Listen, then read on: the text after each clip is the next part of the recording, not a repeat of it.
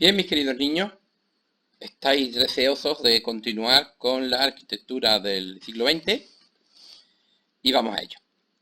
Vamos a ver, estábamos hablando de Estados Unidos y habíamos visto cómo la arquitectura del siglo XX moderna había nacido en Estados Unidos en la escuela de Chicago y luego en Nueva York con los rascacielos. Y por otro lado también en Estados Unidos estaba Francis Lloyd Wright con su organicismo que hacía casas unifamiliares de dinero muy bonitas. ¿Qué se está haciendo en Europa? Pues mira, en Europa el estilo que va a predominar en el siglo XX es el racionalismo, al que también se le llama movimiento moderno. Pero a mí me gusta más el nombre racionalismo. ¿Por qué se caracteriza? Por una frase. La función crea la forma. Es decir, la forma que tiene que tener un edificio tiene que estar sometida a su propia función. No se puede poner nada que no tenga una función. Y las propias necesidades prácticas, perdón, de la arquitectura es la que van a definir cómo tiene que ser esa arquitectura, sin ningún tipo de adornos y de la forma más productiva posible, es decir, de la forma más barata posible. Entonces que salen unos edificios que son muy cómodos, son muy prácticos. Ustedes me dirán, no son bonitos. Bueno, a lo mejor no son tan bonitos como los organicistas, vale, pero son muy prácticos, son muy cómodos y son muy eficaces. Digamos que un edificio es una máquina. Está pensado como una máquina. Hay dos grandes focos del racionalismo, uno es Francia y otro es Alemania. Esto lo hizo Walter Gropius y esta es la fábrica Fagus. Y es el ejemplo perfecto de este racionalismo. O sea, yo estoy viendo que toda la estructura está sostenida por pilares de cemento armado, con techos de cemento armado, para que los muros desaparezcan y se transformen en cristaleras. Y dice, Pablo, esto me recuerda al gótico. Pues sí, en ese aspecto sí. Pero esto va mucho más allá del gótico. Yo hubieran querido en el gótico tener el cemento armado. y el resto es su pura funcionalidad. O sea, la forma de la fábrica es lo que hace falta. No hay ni una sola concesión a la decoración. Nada, pero nada de nada. Pero eso no quita que no esté bien hecha y no tenga un valor estético. Fijaros una cosa, ¿veis los pilares que soportan todo el peso, verdad? Si esto fuera una mesa, y esto serían las patas, a que todo el mundo habría puesto la pata en la esquina. Es el sitio lógico, ¿no? La esquina estructuralmente lo es, por cierto. Pero Walter Gropius se dio cuenta que es mucho mejor dejar la esquina abierta y poner los pilares aquí. ¿Por qué? Porque cuando tú estás dentro, miras y ves cristales, cristales, cristales, cristales. Si aquí hubiera puesto un pilar, tú tendrías la sensación de que estás en un cuadrado, en un bocadillo de cemento de techo, cemento de suelo, sostenido por 4 pilares. Pero al dejar las esquinas abiertas, tu vista corre y lo que parece es que el techo flota. Y queda una cosa, fijaros, has conseguido un elemento estético muy bonito, de una forma muy simple, muy simple y muy barata. Hay otro que es Thomas Rietbel, que está haciendo esta casa Schroeder. Me diréis, Pablo, a mí me gusta más la Fallingwater House de Francis Lloyd Wright. Claro, y a mí también, entre otras cosas por la cascada, que esta está en una calle de lo más corriente. Y esta casa, oye, mira, no sé si lo entendéis. Esta casa vale la 10ª parte de la casa de la cascada, ¿eh? O sea, para tener las casas de Bright hay que tener mucho dinero, ¿eh? Esta no. ¿Es más importante que la casa sea más bonita o que la casa sea barata y la pueda tener mucha gente? Ay, padre. Pues eso es lo que van a decidir en Europa. En Europa es más importante la funcionalidad y el precio. ¿Para qué te sirve que las casas sean maravillosas si no las puede construir nadie? Este es el interior. Pero veis cómo se disfruta también de la naturaleza. No está bien, ¿eh? ¿Veis en la esquina, los pilares dejando la esquina libre, ¿eh? Pero os digo que a mí el más interesante de los arquitectos es Walter Gropius, que trabajó en una cosa que se llama la Bauhaus. La Bauhaus. La Bauhaus era una especie de escuela de arquitectura que había en la Alemania de la República de Weimar, que tuvo un gran desarrollo cultural, ¿sabéis? Los años 20. Y aquí van a inventar el estilo racionalista. O sea, esto es pura función, hace la forma. Vamos a hacer un edificio de cemento armado lo más barato posible que cumpla con lo que nosotros necesitamos. Y se acabó. Y se acabó. Me dirás, pero Pablo, es que esto parece muy corriente. Es que la arquitectura del siglo XX es la que conocéis vosotros. Es verdad que es corriente porque es la arquitectura de vuestra época. ¿O habéis criado vosotros en una catedral gótica? No te joroba. ¿Veis? Estos son los edificios de típico de la Bauhaus. Si vais a la Politécnica de Algeciras, es esto. Lo que pasa es que la Politécnica de Algeciras es de los años 70 y esto de los años 20, ¿no? 50 años más antiguo. También hay otro que es Van der Rohe, muy bueno, que hizo el pabellón de Barcelona, de la exposición de Barcelona, el pabellón de Alemania, de la República de Weimar, en Barcelona. Y quizá el más importante de los arquitectos racionalistas es Jean-Charles Jeanneret, es decir, Le Corbusier. Todo el mundo le conoce por Le Corbusier. Que hizo la casa Stein, pero ya hablaremos de eso. ¿Por qué se caracteriza Le Corbusier? Le Corbusier es el racionalista más claro. Hizo muchas casas y dijo, la función crea la forma. Una casa es una máquina para vivir. Y luego lo estético va detrás. Pero sobre todo la casa tiene que ser cómoda. Y aquí hizo Le Corbusier una cosa importantísima, que se llama el modulor. Él creó el modulor. Vamos a ver. Es el primer tío. Parece mentira que esta idea no se le ocurriera a nadie hasta el siglo XX. Y dice, vamos a ver las medidas del cuerpo humano. Y estas medidas del cuerpo humano son las que tienen que marcar la arquitectura y no al revés. Vamos a ver. ¿Vosotros habéis bajado la escalera que va del instituto al pabellón? ¿A qué es odiosa? Es una escalera odiosa porque los escalones son muy bajitos y muy anchos. Esa escalera no está proporcionada con el cuerpo humano. Es un desastre. Los escalones bajitos son un latazo. Y lo mismo le pasa si fuera un escalonazo grande. Son un latazo. Entonces dijo Le Corbusier, el primero que se lo preguntó, ¿cuánto tiene que medir un escalón? ¿Cuánto tiene que medir una silla? ¿Cuánto tiene que medir una puerta? ¿Cuánto tiene que medir una puerta para una persona? ¿Cuánto tiene que medir la puerta del instituto? Y estas medidas, esta proporción es el módulo. Y lo hizo, y esto espero que os suene. Porque esto, señores, es la proporción áurea. Esta es la serie de Fibonacci. ¿Veis que este sale de la suma de los dos anteriores? La suma de los dos anteriores crea el siguiente. Y es la estructura del cuerpo humano en proporción áurea. Entonces él, usando la proporción áurea, dijo, ¿cuál es la altura del cuerpo humano? Alzando la mano. ¿Cuál es la estructura del cuerpo humano? Para que se siente. ¿Cuál es la de una mesa? Para trabajar de pie. ¿Cuál es de eso para estar sentado pero más bajito? ¿Cuál es la altura para estar trabajando? ¿Cuál es la altura para sentarte pero mirando el paisaje sin caerte? ¿Cuál es la altura que sea más alta todavía? Y calculó todas las anchuras y todas las alturas. Que una puerta de una persona normal tiene que tener 90 centímetros de ancho. Una cosa, decidió cuánto tiene que tener una casa. Fue el primero que dijo, una casa de vivir, una familia, tiene que tener un cuarto de baño y una habitación para cada persona. Y cada habitación tiene que tener una ventana. ¿Y cuántos metros tiene que tener una habitación de mínimo? Pues mira, la cama tiene que medir 90 por metro, no sé cuánto. Y hizo las proporciones de la arquitectura moderna. O sea, es que esto fue un bombazo. Esto fue un bombazo y esto es puro racionalismo. O sea, vamos a hacer una arquitectura que sea cómoda para el ser humano. Os digo una cosa, cuando las cosas están bien, tú no te das cuenta de ellas. Tú te das cuenta de ellas cuando están mal. Y por eso la obra de Le Corbusier no se valora como tendría que valorarse. Si todas las escaleras del mundo fueran como el coñazo de la escalera del pabellón, ya nos daríamos cuenta lo bien hecho que está la arquitectura de Le Corbusier. Pues bien, vamos a poner para... En Celetide hablan de esta casa, pero a mí la que me gusta es, por ejemplo, la unidad de habitación. La unidad de habitación, que por cierto es la primera se hizo en Marsella, pero hay montones. Esto está pensado para reconstruir Europa después de la Segunda Guerra Mundial. Europa está en ruinas y necesitamos casas. Casas de pisos. Y Le Corbusier inventa la casa de pisos bien hecha. Coge todo el espacio, que imaginaros todas estas casas. ¿Cuántas casas hay aquí? Montones. Pues cogemos todo el espacio y lo ponemos en una torre altísima. Y lo rodeamos de un jardín. ¿Qué conseguimos con eso? Pues unas casas muy baratas. Pero oye, todas tienen su balconcito, todas tienen sus ventanas, todas tienen su sitio para estar, sus vistas agradables, su aire y su sol. Evidentemente la estructura de cemento armado, para que sea muy barata, tienen que ser altas para aprovechar el precio del terreno y dejar espacio para los jardines. Y siempre los techos planos. Siempre los techos planos. Me diréis, Pablo, a mí me gusta más la casa de la cascada. Sí, pero me parece a mí que cuando seáis estudiantes no podéis alquilar la casa de la cascada.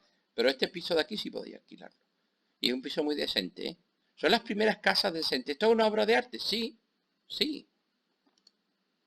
Hay otra cosa que me encanta de la unidad de habitación. Los pilotis.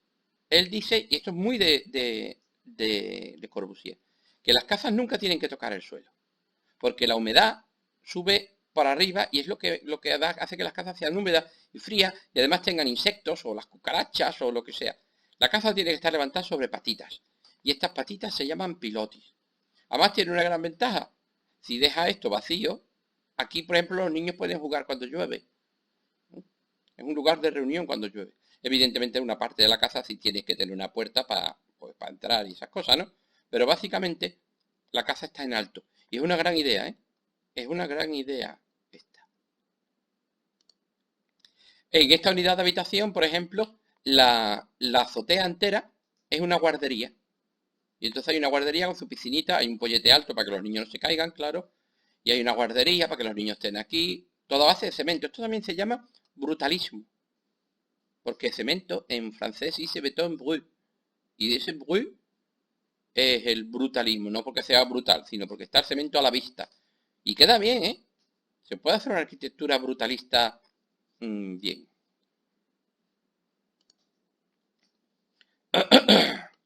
También, por cierto, le encargó una iglesia a un cura. La iglesia en un pueblo que se llama Ronchamp. Y el tío se reunió, Le Corbusier se reunió con el cura y dijo, bueno, ¿usted qué quiere? ¿La función? Hace la forma. Usted me dice lo que quiere y yo le digo lo que vamos a hacer. Y me le dijo el cura, mire, usted a mí me gusta mucho las iglesias góticas. Ah, sí, sí, esa luz de las vidrieras, de colores internas, ese espacio interno de las iglesias góticas me gusta. Y el tío apuntó, luz de colores de vidrieras. ¿Qué más?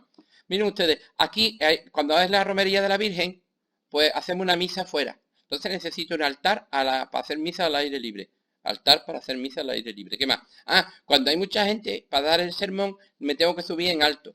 Y necesito un sitio para dar el sermón desde arriba. Un sitio para dar el sermón desde arriba. ¿Qué más? Entonces el cura le fue diciendo todo lo que necesitaba. Y él diseñó esto. Esto es betón brut, esto es brutalismo. Un cemento a la vista, con un techo increíble. Por cierto, este es el altar para dar las misas al aire libre y aquí es para dar el sermón. Y por dentro, ¿veis lo mismo? Este es el altar para la misa al aire libre. Y por dentro, esta es la forma. ¿A él le gustaba la vidriera? Pues toma vidriera. Es así. Y es verdad que tiene esta luz chulísima. Y es verdad que la luz es chulísima. Que recuerda a las vidrieras góticas, pero con una diferencia. Que si yo hubiera puesto aquí una vidriera gótica de verdad, me habría costado pues 10 millones de euros. En cambio, estos agujeros de cemento con 4 cristales de colores, pues por 1000 euros se lo hace. Por cierto, fue un éxito tremendo. La iglesia funciona perfectamente. Los curas están encantados. ¿Os acordáis el fracaso de la arquitectura del Renacimiento? Porque no tenía una finalidad práctica. Era muy bonita, pero no funcionaba. Pues esto es todo lo contrario. La iglesia es perfecta para un cura. El cura está chochi con su iglesia porque funciona como un reloj. Y encima, por cierto, se hizo famosísima y la gente que va a Ronchamp va a poder ver la iglesia de Ronchamp. Aunque mi obra favorita de Le Corbusier es Villa Saboya. Mira, mis queridos niños, en la historia de la arquitectura contemporánea hay una discusión. ¿Qué casa es mejor? ¿Ya la americana o la europea?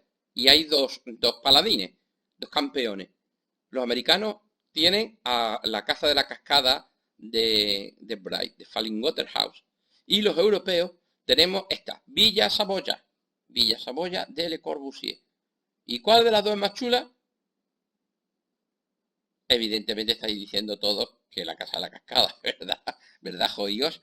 Habéis ido todos con los americanos. Alto, alto, alto, alto, alto. A la casa de la cascada hay que quitarle la cascada. O sea, vamos a ver la arquitectura. ¿Eh? Y esta casa es una maravilla, ¿eh?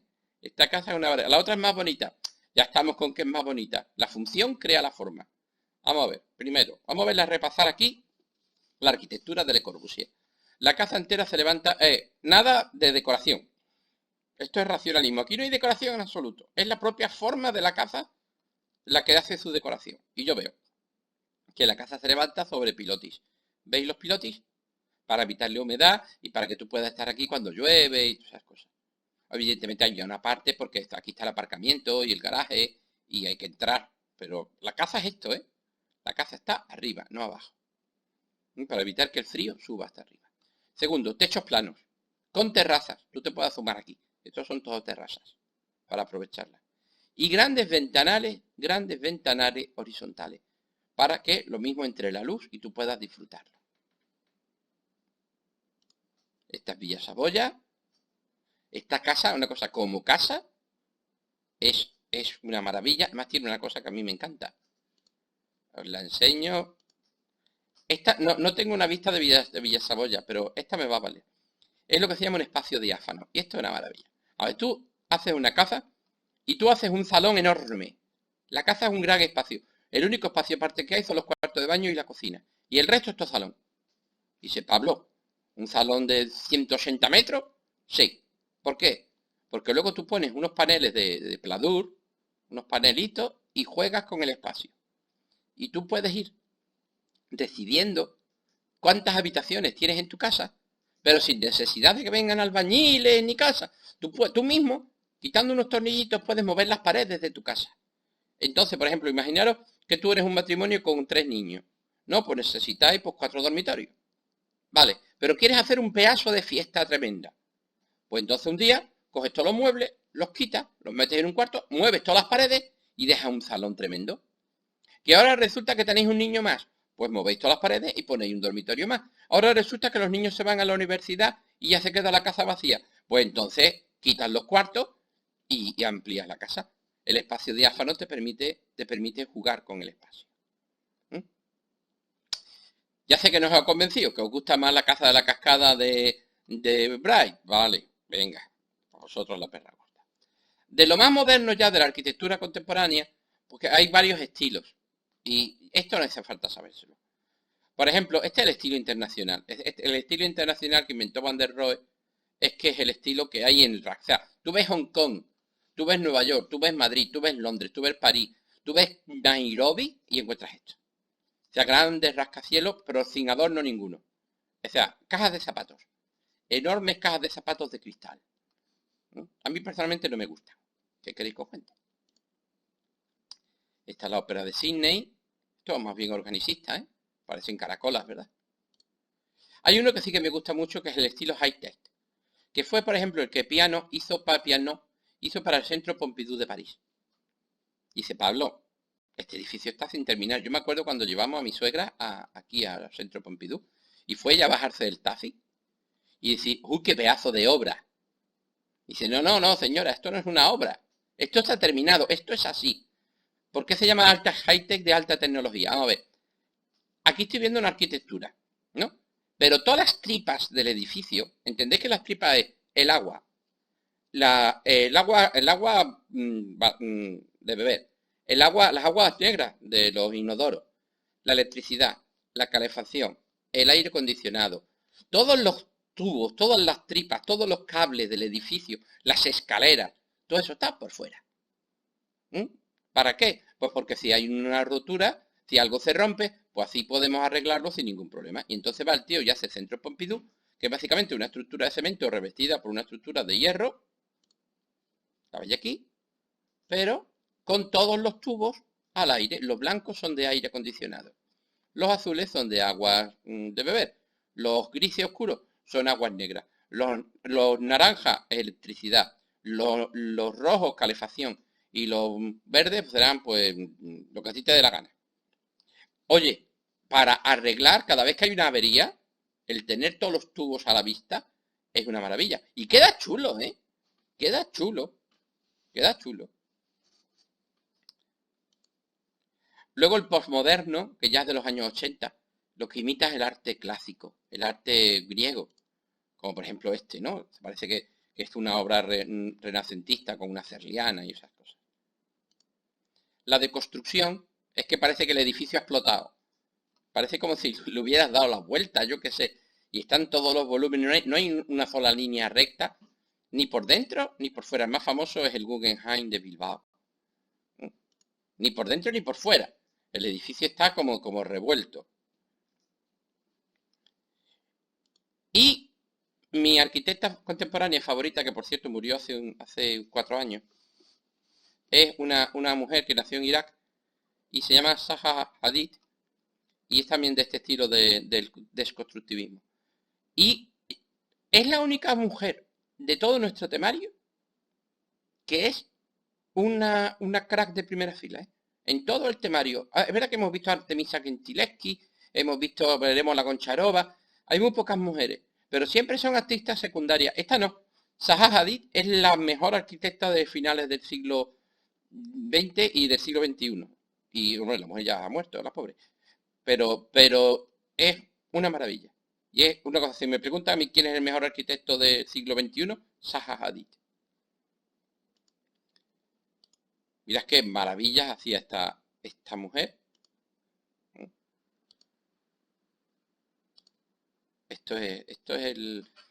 Está en Holanda y era el edificio antiguo, era la oficina del puerto y ella le puso esta especie de barco gigante encima. Pero cuidado con este ventanal enorme para ver todo el puerto y controlarlo, está muy bien. Y esta es Zaha Hadid. Bien, y con esto os dejo la arquitectura del siglo XX pues despachada. Y nada, ¿qué me gustaría a mí que mis niños de vez en cuando me hicieran alguna pregunta? ¿Mm? Simplemente porque yo tome nota y eso sube un montón de puntos, lo sabéis, ¿no? Hacerme un poquito de cariño y de acompañamiento emocional. Dicen que los profesores tenemos que acompañar emocionalmente a los alumnos. Pero los alumnos también nos tenéis que acompañar emocionalmente a los profesores, ¿verdad? A mí me tenéis abandonado, claro, nada más que habláis con Mario. Pues eso. Hasta luego.